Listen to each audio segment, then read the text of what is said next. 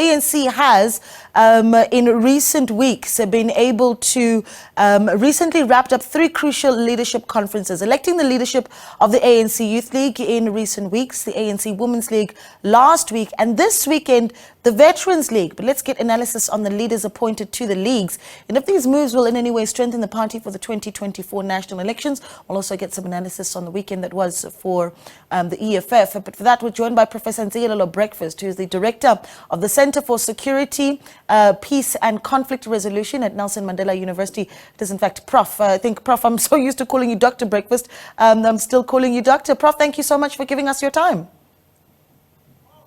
Thank you very much for having me, Naledi. I think it is a good analysis to say that, well, it seems that the ANC is working very fast to strengthen its structures, holding the Youth League's conference and appointing leadership there in a structure that really hasn't had leadership for many years. The Women's League just last week and now the Veterans League this week. Is this a party that's preparing its structures for 2024?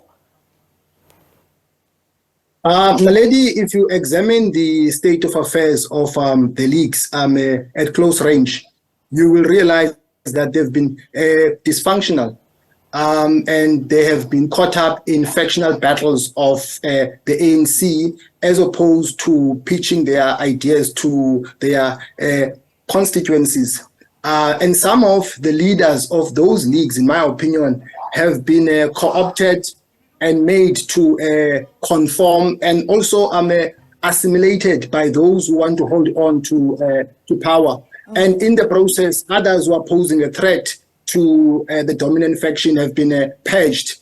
And that begs the question whether, in as much as we've seen these conferences of the leagues that have been held, the question is the ANC going to function as a unified force or as a unit in the build-up to the upcoming general elections, given the fact that there are other people who are still holding a grudge against the party because they've been sidelined? I mean, for instance, we heard about the story of another prominent leader of radical economic transformation who was elbowed. And also, if you look at how the former president of the Women's League was treated.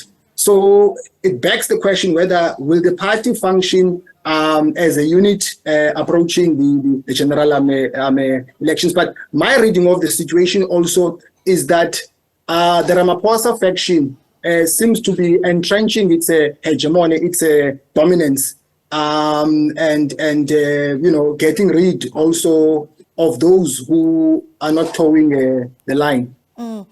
I mean, let's talk a little bit about what you're seeing there then from the leadership that has been appointed. Sisi Tolashe, the leadership of the ANC Youth League, and now Snuki Zagalala staying in the position of the Veterans League. Considering what you're saying, are you saying that we're possibly seeing an end to factionalism within the African National Congress? Or do you think it's going to creep up on them as we get closer to 2024? Naledi, it's an open secret that the person who has been elected to lead the Veterans League is a political ally of the president. It's an open secret that the person who has been elected to be the president of the Women's League also is an ally of the president. That is something that everyone can see, that the dominant faction is trying to entrench its hegemony. But the key question for me is those who have been sidelined, when the elections are just around the corner, are they going to participate to the elections in terms of helping the ANC to improve its electoral performance, given the fact that the ANC in the recent elections has been dealt with a blow at local government level? I mean, they got below 50%. I mean, had we had the general elections, the ANC would have lost power. So also the possibility that the ANC might lose power is not far-fetched. Yeah, that's an interesting one, because what you've got is, of course, we spend a lot of time analyzing what happens within political parties, and you're essentially saying, well, this may not have a big impact on what happens at the polls when South Africans make their decisions. But let's look at what was a very big weekend for the EFFs anniversary.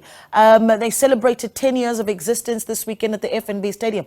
Quite a turnout, a big moment with Julius Malema being elevated up into the sky on that stage and, you know, talking about how he's confident that they will be the governing party in 2024. I mean, looking at the efforts of both political parties, if you will, what is that going to look like for the EFF in 2024? Are they able to gain back the trust of the young electorate? Yeah, I think the EFF should be congratulated for a good job, well done, in terms of filling up the stadium, FNB. Also, I mean, they've done very well because they were established in 2013, and in few months they participated in the first general elections, and they got 6 seats.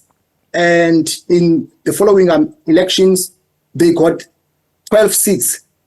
So my prediction is that they're going to get more seats than the ones that they got in the previous general election. So they've been growing from strength to strength and also posing a threat to the ruling party. And they've also participated also in some of the coalition arrangements. But like any other political party, the EFF does have weaknesses.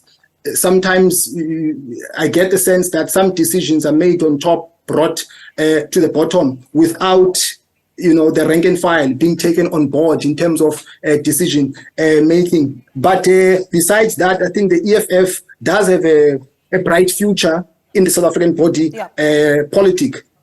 Are they speaking to the young electorate, though? I mean, you can certainly, you know, make the example of what that FNB Stadium looked like this weekend.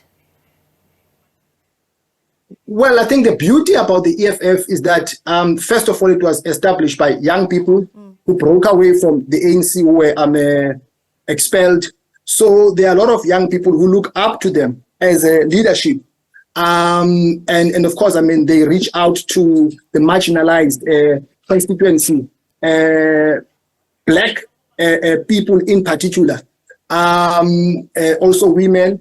But I think they have not been successful in terms of encouraging young people on a large scale to participate in elections, given the fact that the turnout in general elections previously, even at local government level, was very low.